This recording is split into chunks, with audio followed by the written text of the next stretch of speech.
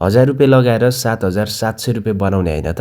नेपाल धितोपत्र बोर्डले एफपीओ खुलाउने अनुमति दिइसकेको विजय लघुवित्त वित्तीय संस्था लिमिटेडको एफपीओ खुलाउने मिति सार्वजनिक गरेको छ। सो यो भिडियोमा चाहिँ कहिलेदेखि खुलाउँदैछ यो एफपीओ म तपाईहरुलाई त्यसको बारेमा जानकारी दिनेछु र 1000 को 7700 चाहिँ कसरी हुन्छ त्यसको बारेमा पनि जानकारी दिनेछु। ओके, यस कम्पनीले चाहिँ टोटल 4,66,817 किता शेयर निष्कासन गर्ने अनुमति पाएको थियो भने प्रति किताको मूल्य चाहिँ ₹100 र सेक्टर माइक्रो फाइनेन्समा पर्छ र इस्यु म्यानेजर चाहिँ एनाम्बिक क्यापिटल लिमिटेडलाई राखिएको छ।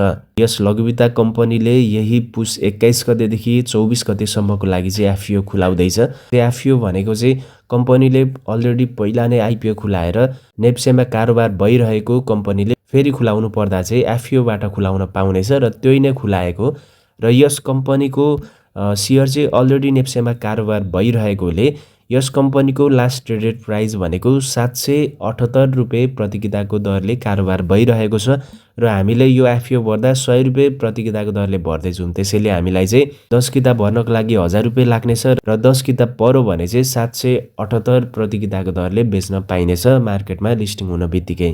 त्यसैले ₹1000 को चाहिँ हामीले 7700 बनाउन सकिनेछ र त्यति बेला बढ्यो भने त धेरै पनि हुन्छ अब लिस्टिङ भएपछि र लिस्टिङ हुँदाखेरि अब घट्यो भने अलि कम हुन सक्छ।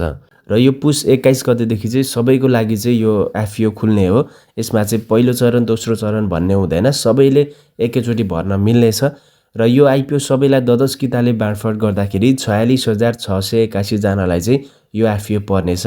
सो पुस 21 गतेदेखि खुल्दैछ। ₹1000 पैसा चाहिँ रेडी गरेर राख्नु होला यो एफपीओ भर्नको लागि। र यस्तै खाले आईपीओ सम्बन्धित शेयर मार्केट सम्बन्धित भिडियोहरु अपडेटहरु हेर्नको लागि चाहिँ मनी कुरालाई फलो सब्स्क्राइब गरेर राख्नु होला।